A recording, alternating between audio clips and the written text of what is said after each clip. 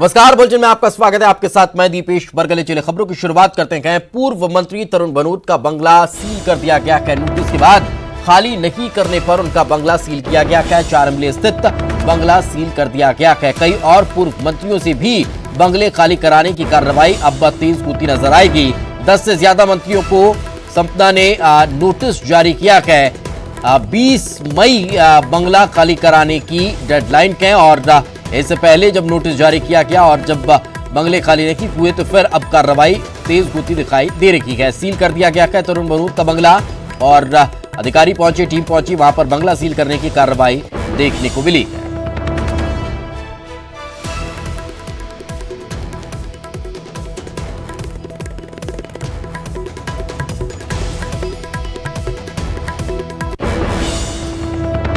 पूर्व मंत्री गोविंद सिंह ने सीएम शिवराज सिंह चौहान को पत्र लिखकर लॉकडाउन में बंगला खाली कराए जाने पर आपत्ति जताई है। बेदखली का नोटिस देना नियम विरुद्ध। गोविंद सिंह पात्रता के मुताबिक आवास आवंटित करने की मांग कर रखे हैं। आवास आवंटित होने पर तुरंत छोड़ देंगे सरकारी बंगला, ये उनका कहना है। तो पात्रता के मुताबिक आवास आवंटित करने की मांग उन्होंने की है। बेदखली का नोटिस देना नियम विरुद्ध है। आवास आवंटित होने पर तुरंत सरकारी बंगला छोड़ देंगे। पूर्व मंत्री गोविंद सिंह ने सीएम शिवराज को पत्र लिखा है। बेदखली का नोटिस भी जारी हो गया है। तरुण भनोत से आज मकान खाली कराने के लिए टीम भी पहुंची। आपको भी 20 मई का आज की डेडलाइन दी गई है। जहाँ तक सवाल है आवास खाली कराने का, शासन की प्रक्रिया और नियमानुसार उनको करानी भी चाहिए। लेकिन जहाँ तक सवाल है कि जब मंत्रिमंडल का इस्तीफा होने के बाद कमलनाथ जी के मैंने स्वयं उसी दिन सभी अधिकारियों को अनुरोध किया था कि हमारा सामान जमा कराने में दूसरा आवास आवंटित कर दें। मैं 24 घंटे के अंदर मकान खाली करने के पक्ष में हूँ और रहूँगा। लेकिन उस समय कहा गया कि कोरोना तक ये तो कोई सामान आपका स्वीकार करेगा, ना हमारे ऑफिस खुल रहे हैं। कोरोना समाप्त होने के बाद ही आपका सामान वगैरह शासकीय जो लोड हुआ तो जमा किया जाएगा। अभी कोरोना समाप्त होने लगातार लॉकडाउन चल रहा है। इसके बाद ही बीच में नोटिस देकर अगर शिवराज सिंह जी की आत्मा को इसी प्रकार संतुष्टि मिलती है जनप्रतिनिधियों का अपमान करने में, तो मैं उनको धन्यवाद देता हूँ। इस प्रकार कार्य करेंगे। जहाँ तक मेरा सवाल है मकान खाली करने का, तो मैंने चिट्ठी भी दे दी है, उनको पत्र भी लिखा है। हमारा निवास के लिए दूसरा सामान दूसरी जगह दे दें। अगर नहीं है और उसके बाद ही खाली कराते तो हम सड़क पे भी सामान रखने में हमें कोई एतराज़ नहीं है। हम जनता के प्रतिनिधि हैं, हम कोई मकान आवास। तो और ज्यादा जानकारी के साथ हमारे सहयोगी जितेंद्र शर्मा हमारे साथ जुड़ चुके हैं। जितेंद्र, सत्ता परिवर्तन के बाद ये खबरें कहीं ना कहीं सामान्य सी लगने लगती है, लेकिन सवाल ये कि क्या अब इस पर राजनीति होनी शुरू हो चुकी है? बिल्कुल दीपेश, राजनीति की शुरुआत तो तभी हो चुकी थी जब सरकार का सत्ता परिवर्तन हो चुका था। तो अब देख रहे हैं कि इनके जो बंगले हैं, ये वित्त मंत्री रहे हैं, पूर्व वित्त मंत्री हैं अभी फिलहाल कमलनाथ सरकार में तरुण भनोत। इनका ये बंगला, ये मुख्य द्वार है जिससे सील कर दिया गया है। नोटिस नया बनकर आया है और इस नोटिस को यहाँ लगाकर इस पर ताला लगा दिया गया है। आप साफ तौर पर देख सकते हैं। अब इस बंगले के अंदर जो सामान है उसे मौजूदगी में ही खुलवाया जाएगा। अब देखते हैं कितने समय बाद, फिलहाल क्योंकि काफी समय से ये बंगला खाली नहीं किया जा रहा था। 2 बार नोटिस जारी कर दिया गया था। संपदा विभाग के जो अधिकारी उन्होंने सील लगाकर इसको पुष्टि की और ये दरवाजा है मुख्य। इनमें हालांकि जो पूर्व मंत्री हैं तरुण भनोत, उनका काफी सामान इसके अंदर मौजूद है। ये जो कार खड़ी है उनकी कार भी यहाँ पर है। ये उनके सर्वेंट भी हैं, उनके लोग हैं, उनके सुरक्षा गार्ड है, सुरक्षा कर्मी भी यहाँ पर हैं, वो भी मौजूद है। आप यहाँ पर कब से मौजूद हैं? 4-5 महीने हो गए। अब सील कर दिया, अब कहाँ जाएंगे आप लोग? अब अभी तो ड्यूटी है यहीं। कब तक रहेंगे? अब जब तक साहब खाली नहीं करेंगे। अच्छा, तो देखिए जब तक साहब ये बंगला खाली नहीं करेंगे तब तक मजबूरन ये स्टाफ को भी यहाँ रहना पड़ेगा। मगर कह सकते हैं बंगले की सियासत लगातार जारी है, क्योंकि जब ये बंगला खाली होगा तभी इसमें नए मेहमान आ पाएंगे। जी दीपेश। बिल्कुल, लेकिन अब इसको लेकर प्रतिक्रियाएं किस तरह की निकलकर सामने आ रही है? कांग्रेस की तरफ से नेता लगातार कह रहे हैं कि ऐसा नहीं होना चाहिए, लेकिन क्या बीजेपी की कोई प्रतिक्रिया आ पाई है फिलहाल?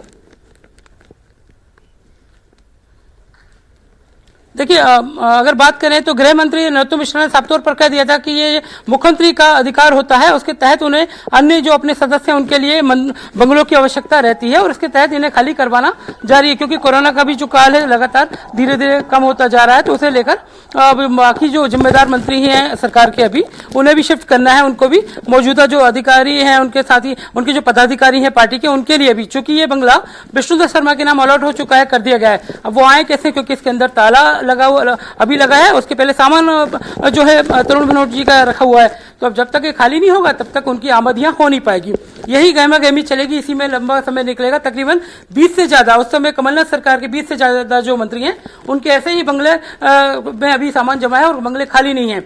ये प्रक्रिया राजनीतिक कह सकते हैं और इसे लेकर आगे की अभी उठापटक जारी है। चलिए, बिल्कुल, बहुत बहुत शुक्रिया जितेंद्र इस तमाम जानकारी के लिए। तो जैसा कि हमारे सहयोगी बता रखे हैं कि राजनीतिक उठापटक तो अब इस मामले को लेकर देखने को मिलने की वाली है, क्योंकि हवाला लॉकडाउन का दिया जा रहा है कि लॉकडाउन और कोरोना संकट काल के चलते बंगला अभी तक खाली नहीं किया, लेकिन अब देखना यही होगा कार्रवाई अगर तेज होती है, नोटिस इसी तरह से चस्पा किए जाते हैं तो फिर क्या स्थिति निर्मित होती है। आगे बढ़ते हैं। खबर ग्वालियर से। गोडसे की पूजा करने वालों पर गाज गिरेगी। नाथुराम गोडसे की जयंती पर दीपक जलाकर पूजा करने के मामले में जिला प्रशासन कार्रवाई की तैयारी में नजर आ रहा है। पुलिस अधीक्षक के साथ कलेक्टर ने चर्चा कर संज्ञान लिया है। कल पूर्व मुख्यमंत्री कमलनाथ ने ट्वीट कर कार्रवाई की मांग की थी। 2017 में भी प्रशासन मूर्ति हटाने की कार्रवाई कर चुका है।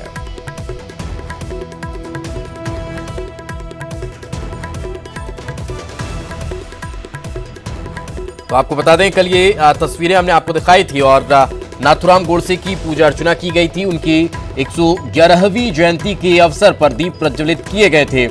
गांधी के देश में गोडसे की पूजा ग्वालियर में पहली बार नहीं हुई है, पहले भी हर वर्ष ये तस्वीरें हम आप तक पहुंचाते रखेंगे। 2017 में भी प्रशासन ने मूर्ति हटाने की कार्रवाई की थी। पिछले वर्ष भी यहां पर गोडसे की जयंती के अवसर पर पूजा अर्चना की गई थी और इस वर्ष भी जब लॉकडाउन के दौरान ये आयोजन हुआ, 111 दीप प्रज्वलित किए गए, तो फिर कांग्रेस ने इस पूरे मामले को लेकर शिकायत दर्ज कराई और अब इस पूरे मामले को लेकर कार्रवाई होना सुनिश्चित किया गया है। तैयारियां शुरू हो चुकी है। कलेक्टर ने संज्ञान लिया है, एसपी से चर्चा की है और अब जो इसके आरोपी हैं, जो ये पूजा करते पाए गए हैं, उनके खिलाफ कार्रवाई होती नजर आएगी।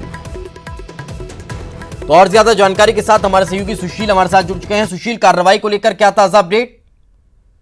देखिए दीपेश, आज कलेक्टर और पुलिस अधिकारियों के बीच इस मसले को लेकर एक बैठक हुई थी। दरअसल कल शाम को ही गोडसे की जयंती मनाने के मामले में मध्य प्रदेश के पूर्व मुख्यमंत्री कमलनाथ ने एक ट्वीट कर इसमें शिवराज सिंह चौहान से भी जवाब तलब किया था। यही वजह कि आज प्रशासन ने इस मामले को गंभीरता से लिया और पुलिस अधिकारियों की प्रशासनिक अमले के साथ बैठक हुई है और आज शाम तक संभवतः इस मामले में कार्रवाई की जाएगी, इस तरह का कलेक्टर का भी कहना है। और माना जा रहा है कि आज शाम तक संभवतः जो उस इलाके के प्रशासनिक अधिकारी, पुलिस अधिकारी है, उनको नोटिस जारी किया जाएगा। साथ ही हिंदू महासभा से भी ये पूछा जाएगा कि इस तरह का आयोजन करने के लिए किस तरह से किया गया, क्या ये आयोजन किस स्तर का था। तो कुल मिलाकर शाम तक आज तस्वीर साफ हो जाएगी कि किस तरह की कार्रवाई की जाएगी, लेकिन प्रशासनिक अधिकारियों का दावा है कि कार्रवाई इस मामले में होगी। बिल्कुल, चलिए, बहुत बहुत शुक्रिया सुशील इस तमाम जानकारी के लिए। तो जैसा कि हमारे सहयोगी बता रखे हैं कि प्रशासनिक अधिकारियों ने दावा किया है कि भले शाम तक, लेकिन कार्रवाई इस मामले में जरूर होती नजर आएगी।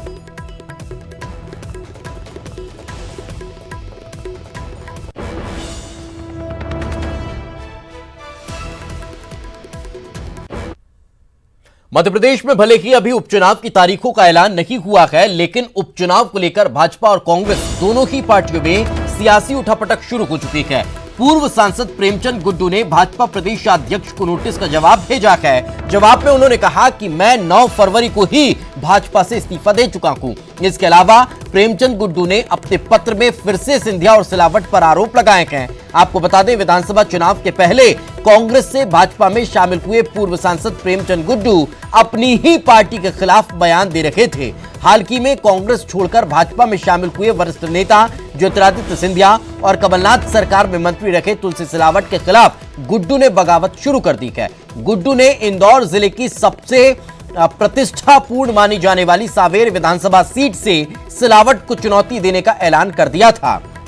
इसके बाद भाजपा ने कार्रवाई की तैयारी भी शुरू कर दी थी। भाजपा ने गुड्डू को पार्टी विरोधी बयानबाजी को लेकर नोटिस जारी कर 7 दिन में जवाब मांगा था। इसके जवाब में प्रेमचंद गुड्डू ने भाजपा के प्रदेशाध्यक्ष को पत्र लिखा और बीजेपी से इस्तीफे की बात कही है।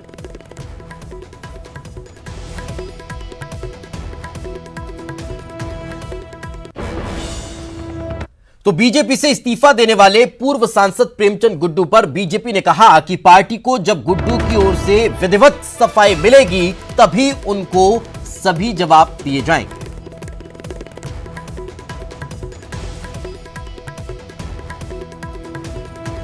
तो इस पर प्रतिक्रिया भी आई है और इस पूरे मामले को लेकर बीजेपी भी अब कहीं ना कहीं एक्शन मूड में नजर आ रही है। बीजेपी से इस्तीफा देने वाले पूर्व सांसद प्रेमचंद गुड्डू पर बीजेपी ने कहा है कि पार्टी को जब गुड्डू की ओर से विधिवत सफाई मिलेगी तभी उनको सभी जवाब दिया जाएगा।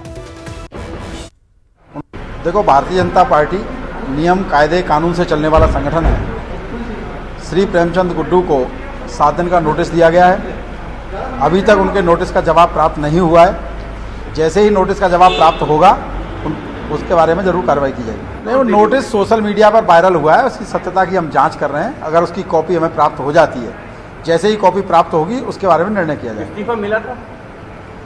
कोई किसी प्रकार का इस्तीफा उनका आज तक प्राप्त नहीं हुआ है। सोशल मीडिया पर जो खबर है उसमें उन्होंने लिखा है कि मैंने इस्तीफा दिया है। उनका इस्तीफा आज तक कार्यालय को प्राप्त नहीं हुआ है। उनके नोटिस का जवाब भी कार्यालय को विधिवत अभी तक नहीं मिला है। 24 सीटों पर उपचुनाव को लेकर बीजेपी ने अपनी तैयारी शुरू कर दी है। सबसे ज्यादा उपचुनाव में 16 सीटें चंबल अंचल की हैं। न्यूज 18 से खास बातचीत में जयभान सिंह पवैया ने कहा कि वो दिन अब दूर नहीं जब चंबल से कांग्रेस का सफाया हो जाएगा।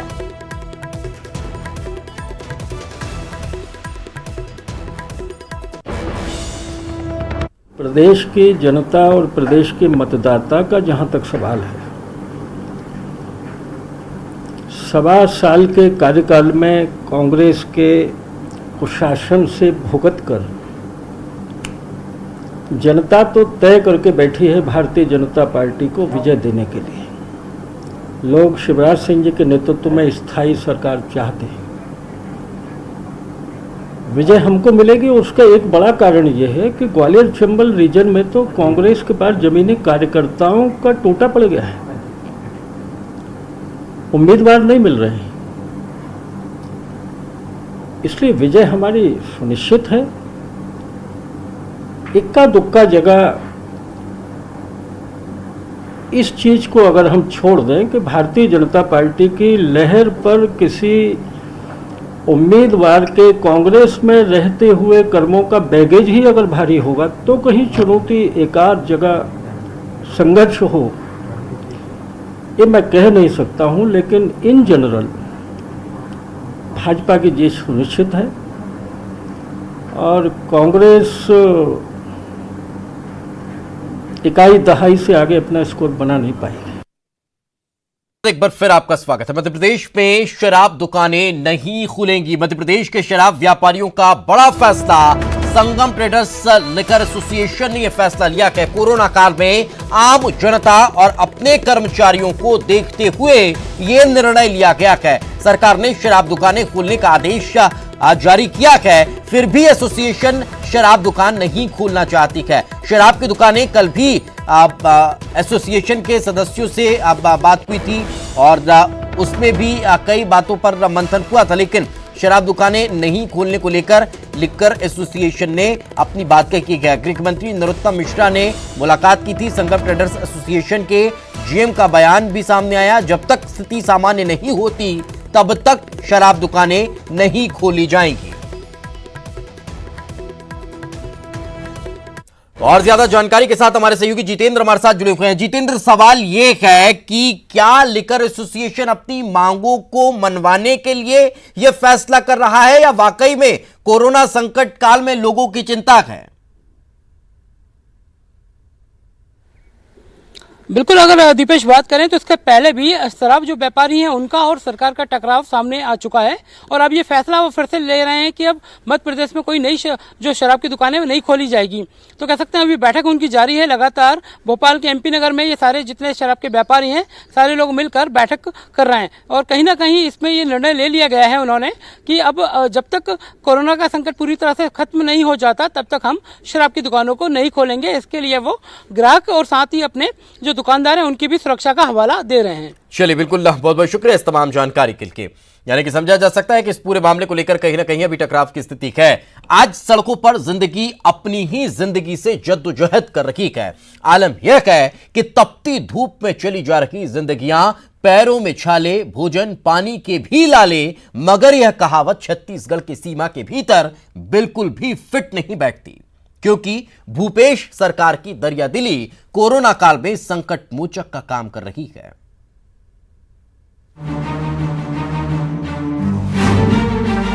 लॉकडाउन में लंबा और कठिन सफर कर घर पहुंचे प्रवासी मजदूरों के पैरों के छालों पर अपनों के प्यार का मरहम लगा तो वे सब कुछ भूल गए। सफर के हर पल का दर्द चेहरे से गायब था तो आंखें दिल का सुकून बयां कर रही थी, क्योंकि परिवार जैसी सरकार पाकर उनको लगा कि मुकम्मल दुनिया मिल गई। ये लोग अब यहाँ से कहीं नहीं जाना चाहते, क्योंकि भूपेश बघेल सरकार ने न केवल इनके लिए खाने पीने की व्यवस्था की, बल्कि इनके पैरों के लिए चरण पादुका का भी इंतजाम किया। दरअसल छत्तीसगढ़ सरकार ने चिंता की इनके पैरों की, चिंता की इनके भूख की, चिंता की इनके प्यास की और चिंता की इनके घर तक पहुंचने की। और यही वजह है कि राजधानी रायपुर के टाटीबंद चौक पर सीएम भूपेश बघेल के निर्देश पर अधिकारियों की 24 घंटे ड्यूटी लगाई गई है, ताकि यहां से गुजरने वाले किसी भी मजदूर को कोई परेशानी ना हो। और यही वजह है कि हितग्राही से लेकर जनप्रतिनिधि तक सीएम भूपेश बघेल की तारीफ करते नहीं थक रहे हैं। सरकार हमन धन्यवाद देता न अच्छा चरण पादुका दे, चरण पादुका अच्छा काम के लिए चरण पादुका दे है। चरण पादुका का वितरण किया जा रहा है और बहुत ही प्रशंसा कार्य है, सराहनीय कार्य है। सड़क की तपिश और पांव के छालों पर चरण पादुका का मरहम, ये ऐसा मरहम साबित हुआ कि मजदूरों के चेहरों पर मुस्कान बिखर गई। छत्तीसगढ़ आने वाले सभी श्रमिकों को सरकार ने भोजन पानी के साथ ही चरण पादुका उपलब्ध कराने का निर्णय लिया है, जिसकी मॉनिटरिंग खुद जिले के कलेक्टर कर रहे हैं। यहाँ पे जो NGO एक पहले से ही जो बड़ों के लिए जूता चप्पल की व्यवस्था करके रखे थे, और अभी चैम्बर ऑफ कॉमर्स वालों ने 4 साल से लेके 10 साल के जो बच्चे हैं उनके लिए भी जूता चप्पल की व्यवस्था यहाँ पे करके रखे हैं। और जो बच्चे यहाँ पे जो नंगे पैर आ रहे हैं, जो बड़े लोग नंगे पैर में आ रहे हैं, तो उनको चप्पल की व्यवस्था भी की जा रही है। मुख्यमंत्री की मंशा के अनुरूप छत्तीसगढ़ में प्रवासी श्रमिकों के भोजन, नाश्ता, स्वास्थ्य सुविधा और राज्य की सीमा तक उन्हें सकुशल पहुंचाने की निःशुल्क व्यवस्था सभी चेक पोस्टों पर सुनिश्चित की गई है। सीएम भूपेश बघेल के इन तमाम फैसलों को अब इस संज्ञा से जोड़कर देखा जा रहा है कि अपने मेहमान को पलकों पे बिठा लेते हैं। भूपेश बघेल जानते हैं कि इनके घर में बिछौने कम हैं। Bureau report, news 18 network. और चलिए इसी के साथ इस बुलेटिन में फिलहाल इतना ही। खबरें लगातार जारी हैं।